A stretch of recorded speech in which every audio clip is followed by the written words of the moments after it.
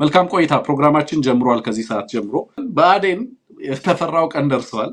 ምክክር ኮሚሽን ውስጥ እንዳትገቡ ብአዴን ዳግም ስተት ትሰራለህ፣ እድሜ ልክህን ከታሪክ ጋር ተጣልተ ስትታደን ትኖራለህ፣ በአማራ ህዝብ ስም እዛ መድረክ ላይ ውል አትበል ብለን ተናግረናል።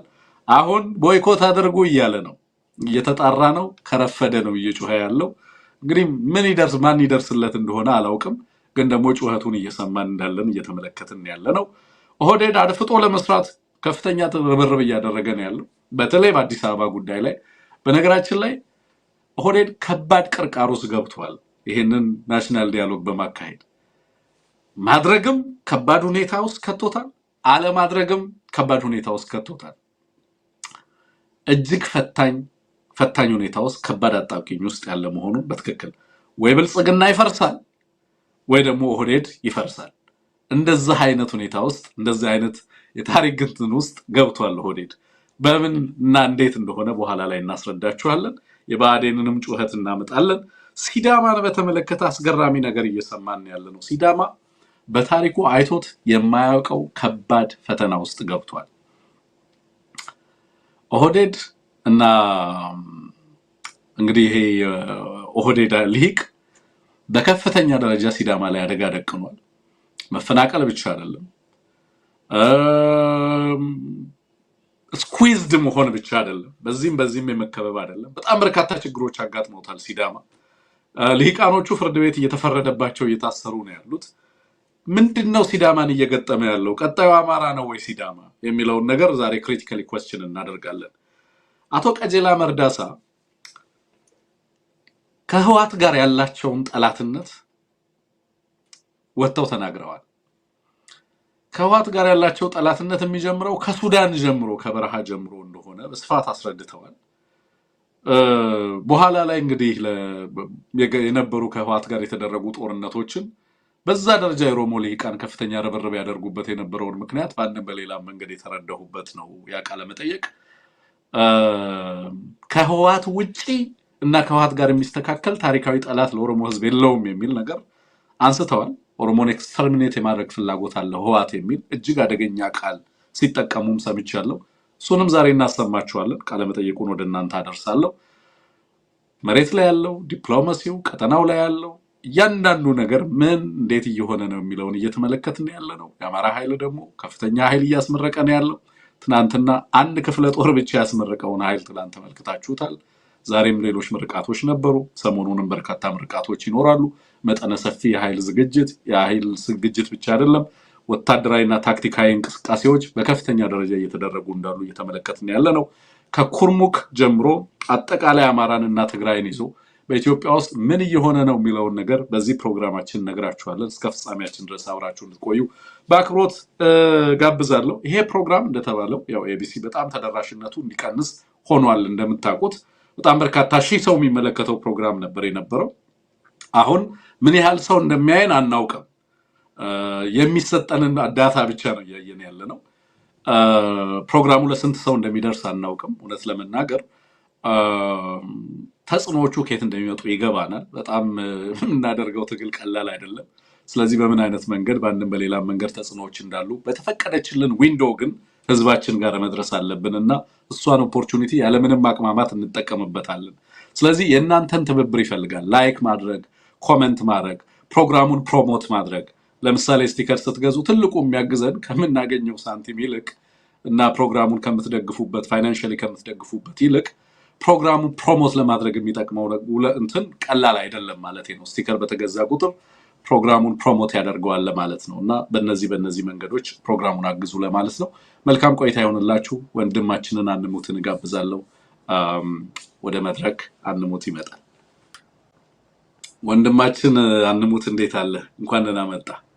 እንኳን ደህና ቆየህ ወንድም ትንግርቱ። የኤቢሲ ተመልካቾች፣ ተከታታዮች፣ ደጋፊዎች ሁላችሁም እንዴት አላችሁ? በዩቲዩባችን በአማራ ሳተላይት ቴሌቪዥን እንደዚሁም በረምብል ገጻችን የምትከታተሉ ሁላችሁንም ሰላም ለማለት እወዳለሁኝ። ጥሩ ማሳሰቢያዎች፣ ጥሩ መግቢያ ስትነግረን የነበረውና እንግዲህ በቆይታችሁ ይህን ዝግጅት ለብዙዎች እንድታደርሱን የማሳሰብ ፈልጋለሁ። የቢሲንም እንድትደግፉ በዚህ አጋጣሚ ጥሪ ማቅረብ ፈልጋለሁኝ። መልካም ቆይታ ይሁንልን ወንድም አለ። አመሰግናለሁ። አንሙት ጥያቄዎች ያላችሁ ጥያቄዎችን መጻፍ ትችላላችሁ። ዛሬ ጥያቄዎቻችሁን ማድረስ ለማድረግ እንሞክራለን። በመሃል አንሙት ያነሳዋቸውን ሀሳቦች ሰምታቸዋል። ከዛ በፊት ግን አይ ቲንክ ወታደራዊ መሬት ላይ ያሉ ወታደራዊ እንቅስቃሴዎችን በተመለከተ የምትነግረን ነገር ካለ ምን ነበር? ዛሬ ዶሽቃን ጨምሮ በርካታ የቡድን መሳሪያዎች ኤፍኤስአር ሙሉ ሎጂስቲክሶች መማረካቸውን እየሰማን ያለ ነው። ለእኛ ዜና አይደለም ባይዘው ወይ እነዚህ ከድል በፊት ያሉ ጥቃቅን ወታደራዊ ድሎች አድርጌ ነው የምወስዳቸው። አልቲሜትሊ የአብይ አህመድ ሃርድዌር ሚሊተሪ ሃርድዌር ዲሲሜትድ የሚሆንበት ቀን አማራ ላይ ተደመሰሰ የሚባልበት ቀን ሩቅ አይደለም። አንሙት እንዳልከው ወልዲያ ላይ ሊያልቅ ይችላል ነው አይደል? ትላንት ያልከው the battle for አዲስ አበባ ወልዲያ ላይ ሊጠናቀቅ ይችላል። ኤኒ ታይም ሱን ምን ሊፈጠር እንደሚችል ብልጽግና የማይገምትም አያውቀውም የሚል ነገር በተደጋጋሚ ስናነሳ ነበር የነበረው።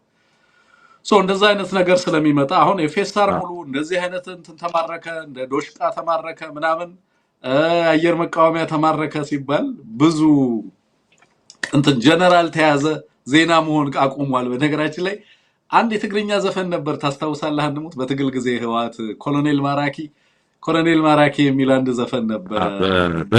በድንጋይ ኮሎኔል ማራኪ በድንጋይ ኮሎኔል ማራኪ ያ ጀነራል ማራኪ ተከስቶልሃል እዚህ እያልኩኝ ነው። እና ጀነራል ማራኪ ሆኖ የሚመጣ ትውልድ ነው እየተመለከትን ያለ ነው። ኮሎኔል መማረክ አማራ ውስጥ አያዘፍንም። እውነት ለመናገር አሁን ባለው ሁኔታ በየቦታው በየአውደ ውጊያው በየእንትኑ የሚያረከው ኮሎኔል ነው። 30 ዓመት አገልግያለሁ 38 ዓመቴ ነበር ሲል የነበረ ማለት ነው። እና በዚህ ላይ እስኪ ያለውን መሬት ላይ ያለውን እንቅስቃሴ ትንሽ ነገር መልካም እንደው ከመረጃው በፊት አንድ ቃለ መጠይቅ ተመልከት ብለኸኝ ምናልባት ለዚህ ዝግጅት ልናቀርበው ከቻልን ብዬ እያየሁ ነበር። ነገር ግን ፋኖ አስረስ ሲሰጠው የነበረው ቃለ መጠይቅ ነው እና እዚያ ላይ አንድ ያነሳው ነገር አለ። አሁን ከምትለው ጋር አብሮ የሚሄድ ስለሆነ ልጥቀሰው ብዬ ነው። ለምሳሌ አገዛዙ የሰኔ ዘመቻ መክሸፉን ያነሳል።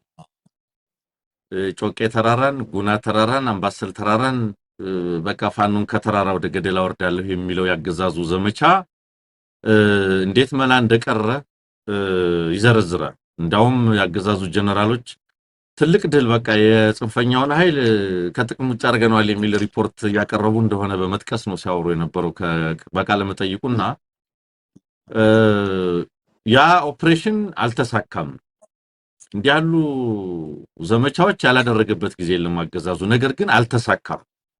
በጣም ከፍተኛ ኃይል፣ በጣም ከፍተኛ ወታደራዊ አመራር፣ በጣም ከፍተኛ ዘመቻ ነው ያደረገው፣ ግን አልተሳካም ካለ በኋላ በተለይ የአዲሱ የአፋብን የእዞቹ የአመራር ምደባ መጠናቀቅ ምን ፋይዳ አለው የሚለውን ሲያነሳ አሁን የአመራሩንም የአባሉንም ትኩረት በትግሉ ላይና ባገዛዙ ላይ ሙሉ እንዲወሰን ለማድረግ የሚያግዝ ነው ሲል የገለጸበት ነበር።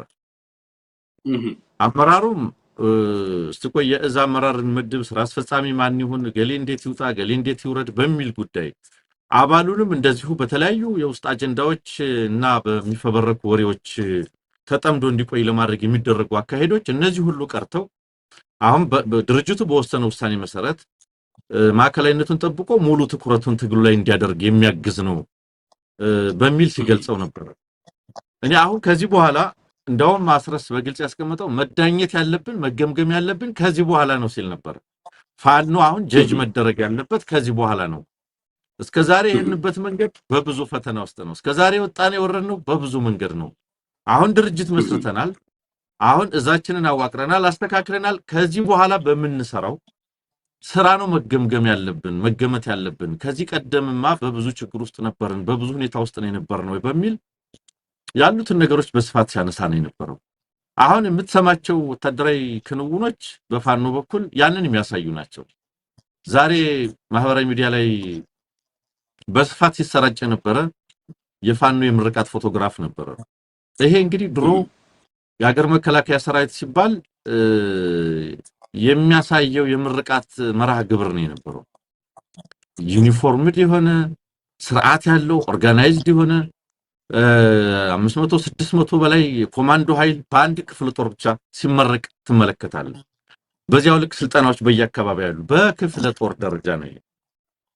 በተመሳሳይ ውጊያዎች ምን አይነት ድል እያመጡ እንደሆነም ትመለከታለህ። አሁን ይሄን ሁሉ አደረግን ብለው የብልጽግና ጀነራሎች ሪፖርት ካደረጉ በኋላ በተለይ ጀነራል ብርሃኑ ጥላሁን የሚባል ጮቄ ላይ የሚንቀሳቀሰውን የፋኖ ኃይል ሽፍት አድርገነዋል እያለ ነው ሪፖርት ሲያደርግ የነበረው። ግን ከዚህ በኋላ ምንድነው የሆነው? የቴዎድሮስ እዛው 201ኛ ኮር 74ኛ ክፍለ ጦር እንደውም አንዲት ሻለቃ ነች፣ አባይ ሸለቆ ሻለቃ የምትባል የፋኖ አንዲት ሻለቃ የፈጸመችውን ጀብዱ የተመለከተ መረጃ ስንመለከት ነበር። አሁን ሰራዊቱ አንድ ልቦና ውስጥ እንዲሆን አየህ፣ ቅድም ጠቅስልህ ያስረሳ ንግግር ሰራዊቱ በዋናው ተልእኮ ላይ ብቻ አተኩሮ እንዲሰራ በሌሎች ወሬዎች በሚናፈሱ ወሬዎች እንግዲህ ዘመኑ የቴክኖሎጂም ስለሆነ ማህበራዊ ሚዲያ ላይ የሚባለውን ሲያነብ አመራሩ ጋር እንዲተባለ እንዲያተባለ ያለ በዛ ላይ ስሜቱን አቴንሽኑን ትኩረቱን ሊስቡ የሚችሉ ነገሮች የሚሰማበት ወቅት አይደለም። አሁን ትኩረቱ ውጊያው ላይ አገዛዙ ላይ እንዲሆን የሚያስችል ነውና እንዳልከው እጅግ በጣም በርካታ ኃይል ነው የተመታው።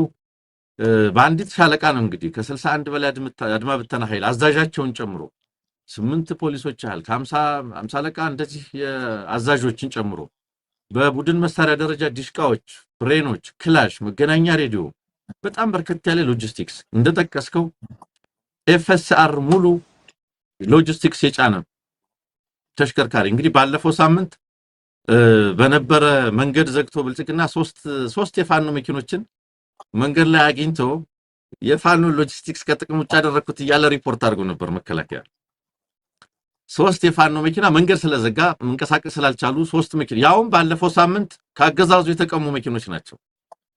አሁን መንገድ ስለተዘጋ እነዛን መኪኖች አግኝቶ በቃ ሎጂስቲክሱን ከጥቅም ውጭ አደረኩት ሲል ነበር። ዛሬ ብቻ በአንዲት ሻለቃ አንድ ኤፍኤስአር ሙሉ ያገዛዙ ሎጂስቲክስ ይሄ ሁሉ የኛው ተተኳሽና የጥይት አይነት መቁጠር ሪሌቫንት ነው አልኒና ተቆጠር መጥቀስ ብዙ አንፈልግም። ነገር ግን በከፍተኛ ደረጃ ያገዛዙ መነጽሮች ያገዛዙ አይኖች የሚላቸው የአድማ ብተና የፖሊስ ጽፈት ቤት ኃላፊዎች፣ የሻለቃ አዛዦች፣ ድሽቃ ተኳሾች፣ ጋንታ መሪዎች፣ ከፍተኛ አመራሮች፣ ኢንስፔክተሮች የተማረኩበት የተገደሉበት ውጊያ ነው የተደረገው በአንዲት ሻለቃ በአንዲት የፋኖ ሻለቃ። ይሄ የሚነግርህ ምንድነው? አሁን የፋኖ ኃይል በአራቱም አቅጣጫ ከሞላ ጎደል ከዚህ በኋላ ያለ ቅሬታ ያለው ግለሰብ ቅሬታ ያለው የተወሰነ ቡድን አስተዳደራዊ ምላሽ ነው። ከዚህ በኋላ ፋኖ የወታደራዊ አስተዳደራዊ ክፍል አለው፣ አስተዳደራዊ መምሪያ አለው፣ የሰው ኃይል አስተዳደር መምሪያ አለው፣ የወታደራዊ አስተዳደር መምሪያ አለው፣ ሌሎችም ጉዳዮች አሉት። ያለ ቅሬታ ካለ በዚያ የሚፈታ ነው። ዋናው ነገር ተመልሷል። ፋኖ በማያቋርጥ እድገት በማያቋርጥ ያደረጃጀት ግንባታ ዛሬ ላይ የደረሰ ኃይል ስለሆነ በዚህ ረገድ በጣም ከዚህ በኋላ በጣም በርካታ ድሎች ይመጣሉ የሚል እምነት ነው ያለን። እንግዲህ ከተራራ ወርዳለሁ ብሎ ጥልቅ ውስጥ ገባ ብሎ ነበር አርበኛውና እሱ መሆኑን የሚያሳይ ነው። ከዚህ በኋላ ይሄ እንደሚቀጥል ገምታለሁ። በጣም በርከት ያሉ ጉዳዮችን ውስጥ አስተዋውቀን የነበረው ከዚሁ ጋር ተያይዞ ግን ምናልባት መጠቆም ካለብኝ ከ20 በላይ የእግር ኳስ ተጫዋቾች ወጣቶች ከሀገር ወጥተው መቅረታቸውን የተመለከተ መረጃ፣ በሳውዲ አረቢያ 5 ኢትዮጵያውያን መገደላቸውን በአክቹአሊ ወደ 17 ከዚህም በላይ በተለይ ይህ ዓመት ከገባ ከ160 በላይ ሰዎች በሳውዲ አረቢያ መንግስት የሞት ፍርድ እንደተፈረደባቸው፣ ነገር ግን ሰሞኑን ደግሞ 5 ኢትዮጵያውያን ተገደሉ የሚያሳይ መረጃም አለ። የምክክር ኮሚሽን ውስጥ ያለው የብልጽግና ሰዎች ለብቻ ስብሰባ መጠራታቸውንና በምን ጉዳይ ላይ ምን አቋም መያዝ እንዳለባቸው ግሳጼም የተሞላበት ቁጣም የተሞላበት መመሪያ መሰጠቱን የሚያሳዩ ነገሮች እንግዲህ አብረን እናነሳዋለን ብዬ ገምታለሁ። እነዚህ ናቸው ያሉ መረጃዎች ወንድም። የትላንትና 54ኛው ነው። በነገራችን ላይ ጮቄ ግርጌ ነው እዛው ሆኖ ነው አንሙት ያንን ሁሉ ሰራዊት ትላንትና ያስመረቀው። አንድ ክፍለ ጦር ነው ያንን ሰራዊት ሲያስመርቅ የተመለከትከው ትላንትና ማለት ነው። እና እዚህ ስትራቴጂክ ቡድኑ ላይ ማገኛቸው አንዳንድ ሰዎች በመሬት ላይ ያነሙት እንዲህ ዝም ብለህ ኮንቨርሴሽን ስታደርግ የሚያወሩልህ ስለ ባርባሮሳ፣ ስለ ኦቨርሎድ፣ ስለ ዩራነስ ስለሚባሉ የአውሮፓን ስላስደመሙ ኦፕሬሽኖች ነው የሚያወሩልህ። በአውሮፓ በጣም እጅግ አነጋጋሪ ስለነበሩ ናፖሊዮን ስለመሯቸው ኦፕሬሽኖች ማለት ሃይሊ አድቫንስድ ነው። በነገራችን ላይ ፋኖ በጣም አድቫንስድ የሆነ ኃይል ነው ማለት። በጣም የሚገርምህ ነገር ለምሳሌ አሁን ወደ ከፍተኛ ኃይል ይዞ ሲገባ ብልጽግና አንድም ከፋኖ ጋር የተገናኘበት መድረክ አልነበረም። ልጆቹ በጣም ኤጃይል ነው ስብስቡ። ከባድ ማለት መልክዓ ምድሩን፣ ወታደራዊ ጥበቡን የምሬን ነው የምልህ። እኔ የምጓጓው እነዚህ ልጆች ለኢትዮጵያና ለዓለም ወታደራዊ ሳይንስ የሚያበረክቱትን ነገር ነገ የእያንዳንዳቸው ታሪክ የእያንዳንዱ ኦፕሬሽን ታሪክ በምን መንገድ ተሰንዶ ዓለም ይማርበታል የሚለውን ነገር ለዓለም አቀፉ ማህበረሰብ እስክናስተዋውቅ ነው የምጓጓው። አሁን በነብራኑ ጁላ ጭንቅላት የሚመራ ትግል አይደለም ያለው። በነብራኑ በቀለ ጭንቅላት የሚመራ የአማራ ትግል አይደለም ያለው። ማለት እኔ ኢትዮጵያ ውስጥ የተለያየ አካዴሚክ ተቋም ውስጥ ሰዎች አግኝቼ ካደረግኳቸው ኮንቨርሴሽኖች መሬት ላይ ካሉ የፋኖ ስትራቴጂክ ጠበብቶች ጋር የማደርገው ኮንቨርሴሽን የተለየ ሳይንስ ነው እና ብዙ ይሄ የአማራ ህዝብ የዚህን ትግል ሌላውም ኢትዮጵያ የዚህን ትግል የእድገት ደረጃ መረዳት አይደለም መገመት አይችልም። ምንድነው የተፈጠረው አቅም? ምንድነው የሚሰራው? በየዕለቱ በየዘርፉ በየአደረጃጀቱ ምንድነው የሚሰራው የሚለውን አይደለም መረዳት መገመት አይቻልም። እንኳን እኛ ከውጪ ሆነን እዛ ከፋኖ ጋር እታገላለሁ የሚለው በተቃራኒ ሳይድ የተሰለፈው ኃይል ምን እየተከናወነ እንደሆነ ግንዛቤው የለው። በጣም ጥልቅ ሰፊ ኢትዮጵያንና ሀገሪቱን የሚመጥን ቀጠናውን የሚመጥን ነገር ነው በየቦታው ላይ የሆነ የምንመለከተው። አንሙት በየዕለቱ የምንመለከታቸው ነገሮች ማለት ነው። ለዚህ ነው አሁን ፌሳሮች እንደዚህ ሎጂስቲክስ መኪናዎች በዚህ ጋር ተያዙ እንደዚህ ሆኑ ብዙ ጊዜ ትኩረት ሰጥተን ማናነሳቸው። እነዚህ ከድል በፊት ከኮምፕሊት አናይሌሽን በፊት ያገዛዙን አቅም ሙሉ ለሙሉ ከመደምሰሱ በፊት ያሉ እዚህም እዛም የምታዩቸው ወታደራዊ ማኒቨርስ ትናንት ስንል እንደነበረው መተጣጠፎች ናቸው በየቦታው የምንመለከታቸው። ደብረታቦር ላይ ያየነውን ነገር በምን ፍጥነት አዲስ አበባ ላይ እንደምናየው አናውቅም እኛ ራሱ። ጥልቅ እንቅስቃሴዎች ናቸው፣ በጣም ከባድ። ለዚህ ነው ብልጽግና በተለያየ መንገድ የተለያየ ቅዠት ውስጥ ነው ያለው። ባይዘወይ ብልጽግናን መረዳት ይገባል በዚህ ሰዓት።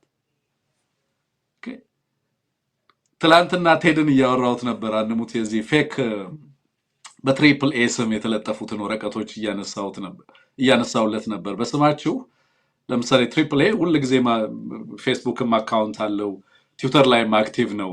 ኢትስ ኢዚ ቱ ዲባንክ አይደለም። የነሱን መግለጫ ምናምን በቀላሉ ማረጋገጥ ይችላል።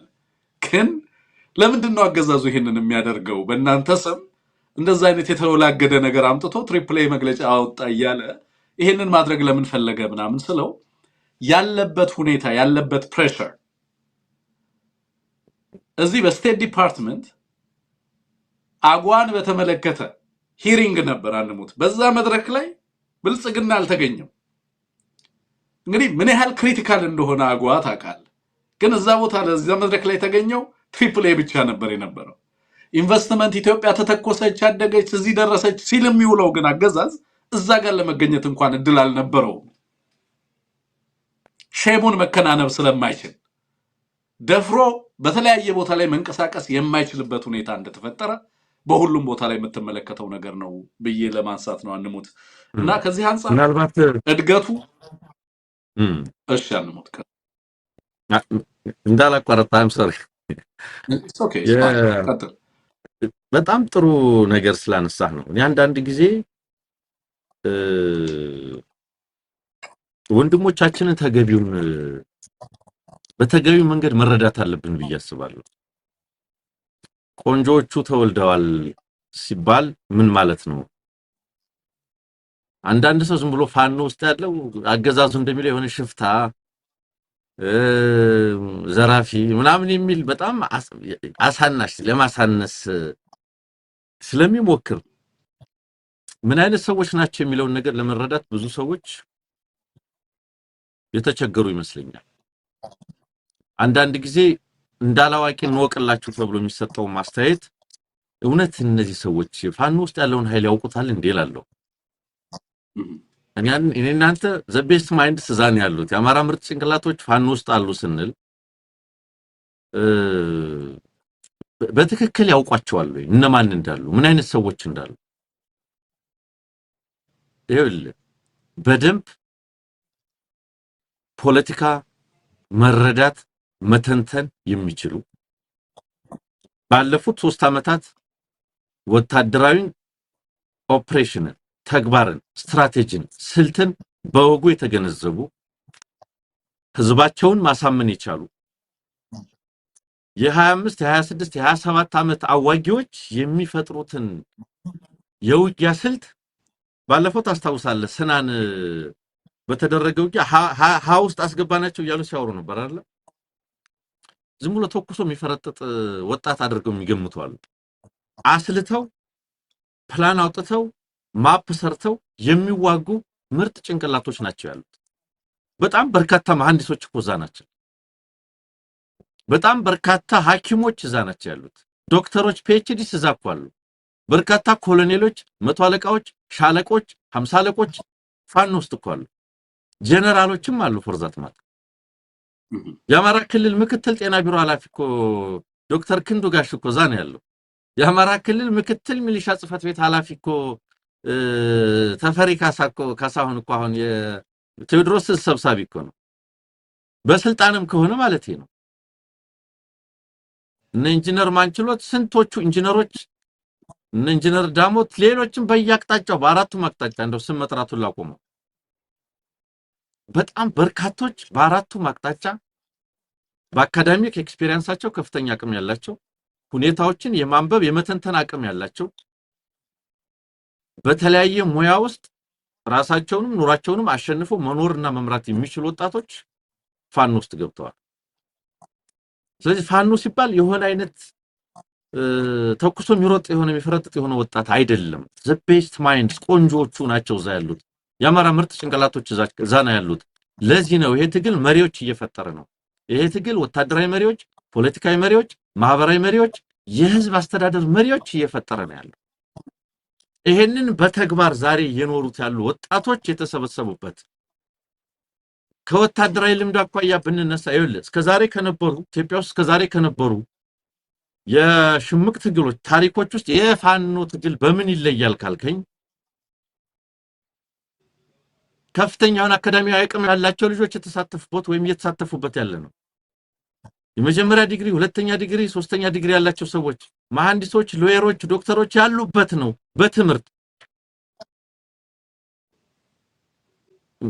ከሃይ ስኩል ወይም ከሆነ ቦታ ብቻ ሄደው የተቀላቀሉ አይደሉም ነው። በሁለተኛ ደረጃ ወታደራዊ ልምድ ያላቸው ሰዎች በአገሪቱ መደበኛ ወታደራዊ መዋቅር ውስጥ እስከ ጀነራል ማዕረግ የደረሱ ሰዎች ከተራ ወታደርነት በእያንዳንዱ የወታደራዊ ማዕረግ ውስጥ ያለፉ ሰዎች ፋኖ ውስጥ አሉ። በፖሊስና በሚሊሻ መዋቅር ውስጥ ከታች እስከ ላይ የነበሩ ሰዎች በሙሉ አሉ። ስለዚህ በወታደራዊ ኤክስፒሪየንስም ከሆነ በጣም ብዙ ልምድ ያላቸው በርካታ ኮሎኔል በየቀጠናው ብትሄድ 5-6 ኮሎኔል ታገኛለህ። በየቀጠናው ሻለቃው፣ ሻምበሉ፣ መቶ አለቃው ማለት ነው። ስለዚህ በወታደራዊ ልምድም በአካዳሚያዊ ልምድም በህዝብ አስተዳደር ልምድም ያላቸው ወጣቶች እየተሳተፉበት ያለ ይሄንንም ነው። ለዚህም ነው በጥበብ ይሄንን ድርጅት ወደፊት ለማስኬድ የሚያስችለውን የማያቋርጥ ግንባታ ውስጥ የገቡት። ማገዝ ያላዩት ነገር ካለ እንዳንድ ከዛው ውጊያ ላይ እንደሌለ ሰው ከውጭ ሆኖ ጥቆማ መስጠት ተገቢ ነው። እንዳላዋቂ ለመቁጠር እንደሆኑ አገዛዙ ሊያሳንስ እንደሚፈልገው የሆኑ አይነት አድርጎ መመልከት ተገቢ አይደለም። እንዳልከው ነው ፍልስፍናን የዓለም አይዲዮሎጂን የዓለም ትግልን መተንተን የሚችሉ ወጣቶችና ወንድሞች የተሰባሰቡበት ነው የሚለውን ለመግለጽ ፈልጌ ነው ወንድም አለው። ያ አመሰግናለሁ አንሙት ለሰጠህን ማብራሪያ።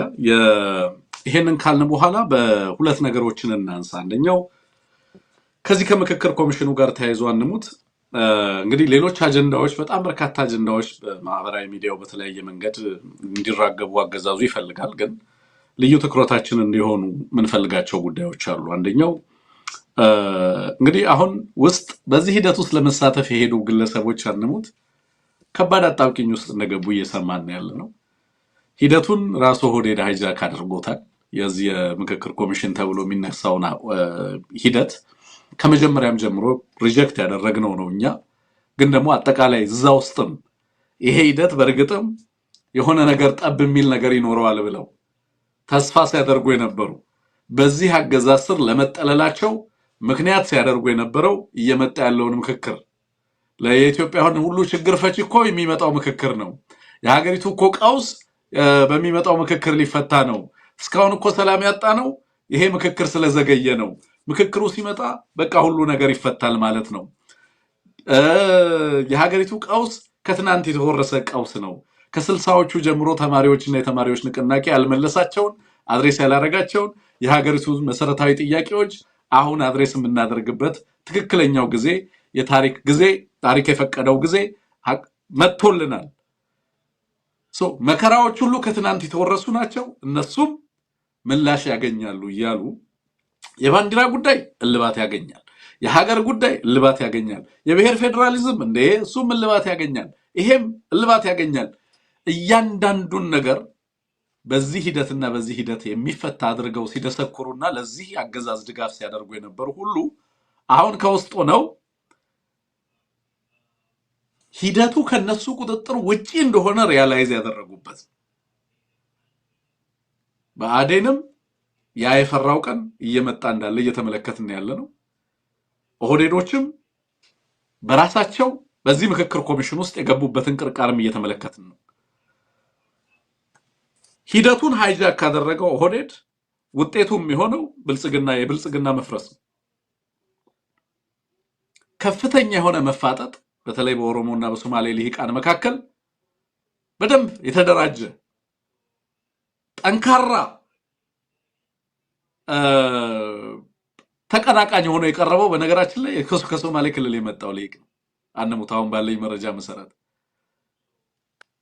በድሬዳዋ ጉዳይ ላይ በሌሎችም ጉዳይ ላይ ከድሬዳዋ እስከ ሞያሌ ባሉ ጉዳዮች ላይ መጠነ ሰፊ ክርክር እያደረገ ያለው ከፍተኛ ተጽዕኖ አገዛዙ ላይ እያሳረፈ ያለው ኦህዴድ ሊያባብለው በተለያየ መንገድ ሲሞክር የነበረው የሶማሌ ልሂቅ ነው።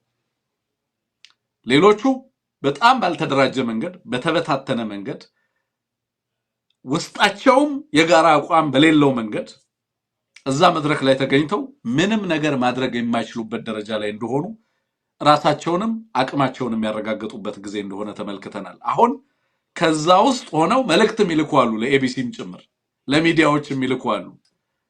ይሄንን ሂደት የኢትዮጵያ ሕዝብ ያውግዘው እያሉ አሁን ላይ መልእክትም ይልኳሉ። የኢትዮጵያ ሕዝብ ከማውገዝ አልፎ ይሄንን ሂደት ዲስክሬዲት አድርጎ ትግል እያደረገ ነው። ሕዝቡ በተለይ አማራው ሂደቱ ምንም ውጤት እንደማያመጣ ሀገሪቱ ውስጥ ያለው የፖለቲካ ሂደት ተቋማዊ አሰራር ሁሉ ጸረ አማራ መሆኑን ተገንዝቦ የራሱን ትግል እንዲያደርግ የተገደደበት ታሪካዊ ሁኔታ ውስጥ ነው ያለው አይደለም። በዚህ ሂደት ውስጥ ኦህዴድ እንደ ቀላል የመዘናቸው ጉዳዮች ደግሞ ለምሳሌ አዲስ አበባን ባለቤትነት ጉዳይ የኦሮሚያ የማድረግ ፍላጎቱ ደግሞ ይዞበት እየመጣ ያለው ሌላ አደጋ በግልጽ ፍንተው ብሎ እየመጣ እንዳለ እንመለከታለን። ወይ ብልጽግናን ያፈርሳል ወይ ኦህዴድ ራሱ የሚፈርስበት አደጋ ውስጥ እየገባ እንዳለ እየተመለከትን ያለ ነው። እነዚህን ነገሮች እንዴት እየተከታተልካቸው ነው? በአንድ በኩል በዚህ ምክክር ኮሚሽን ነው ችግሮቻችን የሚፈቱ ብለው ተስፋ ሲያደርጉ የነበሩ ልሂቃን አሁን ውስጥ ሆነው ለሚዲያዎች እባካችሁ ድምጻችሁን አሰሙ፣ ከዚህ ሂደት በኋላ የሚመጣው ነገር ለሀገሪቱ አደገኛ ነው እያሉ መልእክት እየላኩ ነው ያሉት። ሌላ በኩል ኦህዴድ እንደዋዛ ሞክረዋለሁ እኔ የፈለኩትን ነገር አሳካበታለሁ ብሎ የሄደው ነገር እና እየሄደበት ያለው መንገድ ሌላ ተደራራቢ አደገኛ ቀውስ ደግሞ ይዞ እየመጣ እንዳለ እየተመለከትን ያለ ነው። እነዚህን ነገሮች በተመለከተ አንሙት የምትነግረን ነገር ካለ? ያ እንግዲህ ይሄ ጉዳይ በትክክል ቅራኔ ያላቸውን ኢትዮጵያውያን ቢያሳትፍ ኖሮ ምን ሊመስል ይችል ነበር የሚለውን መገመት እንችላለን። ብልጽግናና አምሳያዎቹ ተሰብስበው እንዲህ የሚያባብል ከሆነ እንደምንሰማው እያደረገ ከሆነ ትክክለኛ መዋቅራዊ ቅራኔ ያላቸው ኢትዮጵያውያን ከዚህ አገዛዝ ጋር ወታደራዊና ፖለቲካዊ ትግል እያደረጉ ያሉ አካላት ቢሳተፉበት ደግሞ ምን መልክ ሊይዝ ይችል ነበር የሚለውን መረዳት መገመት ይቻላል። አሁን ብልጽግናና አምሳያዎቹ ተሰብስበው ነው እንዲህ እየተባባሉ ያሉት። ሌሎቹ ይቅርና እንደው እሱ የሰበሰባቸው ይቅሩና ራሱ የብልጽግና አባላት ተብለው የገቡትን በተመለከተ አንድ ጽሑፍም ሳነብ ነበር። በአንድ የረፍት ቀን ላይ ስብሰባ ጠርቶ አሁን ብልጽግና አደረገ የሚባለው ምንድነው? በተለያዩ ጉዳዮች ላይ ምን አቋም ድርጅቱ እንደሚይዝና እንደሚፈልግ አባላቱ እንዲያውቁ አንዳንዶቹን እንደውም ለምሳሌ እዛው ከብልጽግና ውስጥ አዲስ አበባን በተመለከተ ያው ኦህዴድ በጣም በከፍተኛ ደረጃ እየሰራበት ያለ ነው የኦሮሚያ አካል ትሁን የሚል አቋም ማራመዱን ብልጽግና ግን ድሬዳዋም ሆነ አዲስ አበባ የፌደራል አካል ይሁኑ የሚል አቋም እንዳለው ይሄንን የምትሉ አካላት አደብ ግዙ ከስልጣንም ካላችሁበት ቦታም እስከ መባረር ትደርሳላችሁ የሚል ማስፈራሪያ ማቅረቡን የተመለከተ ጽሑፍ ሳነብ ነበር። እየቀረቡ ባሉ አጀንዳዎች ላይ ወይም አገዛዙ ይሁንኝ ባላቸው አጀንዳዎች ላይ ሳይቀር የራሱ አባላት እንኳን በነጻነት የመሳተፍ ሐሳብ የማቅረብ መብታቸውን በድርጅታዊ በማዕከላዊ ዲሞክራሲ የሚባለው በድርጅት ጥርነፋ ውስጥ ሊይዛቸው የሞከረ እንደሆነ ተመለከታለሁ። ይሄ በአንድ ድርጅት ብቻ ሳይሆን ከብሔር ብሔር ከክልል ክልል ደግሞ የተለያየ አቋም ነው ያለው። አሁን ኦህዴድ የሚሰራው ድራማ ምን መሰለ? ራሱ ኢንጂነር ባደረገው ደጋግመን የምናነሳው የኢሊሊ ሆቴል መግለጫና አቋም ላይ የፖለቲካ ፓርቲዎችን የሲቪክ ተቋማትን አባገዳዎችን አባስንቄዎችን ምናምን ማስንቄዎችን የሚባሉትን ሰብስቦ መግለጫ እንዲያወጡ አስደርጓል። ታውቃለህ? ያ መድረክ በአገዛዙ ይሁንታ የተደረገ መድረክ። በዚያ መድረክ ይሄ አካባቢኛ ነው የሚለውን መግለጫ እንዲሰጥ አድርጓል። እዛ ላይ ፖለቲካ ፓርቲ ያላቸው ነበሩት፣ ማህበራዊ ተቋማት የሲቪክ ተቋማት የሚላቸውን ጠርቷል። ያን መድረክ ያዘጋጀው ጀነራሎቹም ካድሬዎቹም ነበሩበት። ያን መድረክ እንዲያርጎ ካዘጋጀው በኋላ እንደዚህ አይነት አቋም እንዲወጣ ያደረገው እሱ ነው። በጀርባ ደግሞ እነዚህን ሁሉ በምክክር ኮሚሽን እናጸድቃቸዋለን እያለ የኤሊቱን ድጋፍ ለማግኘት ሲሰራ የነበረው ኦህዴድ ነው። በመግለጫ እነዚህ ሁሉ ተቋማት እንዲህ አይነት አቋም እንዲያራምዱ ካደረገ በኋላ በምክክር ኮሚሽን ምናስመልሰው ነው ካለ በኋላ በነገር ላይ አንደኛው የወሰንና ማንነትን ጉዳይ አስተዳደራዊ ጉዳይ በሚል ካቴጎሪ ውስጥ ያዘው በከፍተኛ ደረጃ ከሁሉም ክልሎች ጋር ቅራኔ ውስጥ የገባው ሲዳማም ላይ አሁን ሰሞኑን የምንሰማውን ጉድ ያሳየው ቅድም ተጠቅሰው ሶማሌን ከድሬዳዋ እስከ ባቢሌ እስከ ሞያሌ ከባቢሌ እስከ ሞያሌ ያን ሁሉ ነገር የፈጠረው ከሌሎችም ክልሎች ጋር በተመሳሳይ ያሉት ቅራኔዎች የወሰንና ማንነት ኮሚሽን ተብሎ ተጠንቶ ያ ጥናት ይዞት የቀረበው አደገኛ ነገር ኦህዴድ ያውቀዋል። ዙሪያውን በወሰንና በማንነት ጉዳዮች ከፍተኛ ግጭት ከፍተኛ ቅራኔ ያስተናገደ ነው። ጥናት ተጠንቷል። የስንት ሺህ ገጽ ጥናት ነው የቀረበው። ይሄ ምክክር ያንን ሊፈታ አይችልም። ሌላው ይቅርና ኤሊቱን ሰብስቦ ፍላጎቱን ዲክሌር ካደረገ በኋላ በኤሊቱ በኩል አስጠንቶ የገጠመውን ጣጣ ሊገጥመው የሚችለውን ጣጣም ካወቀ በኋላ እነዚያን ሁሉ ቅራኔዎች በዚህ መድረክ እንደማይፈታቸው ያውቃል።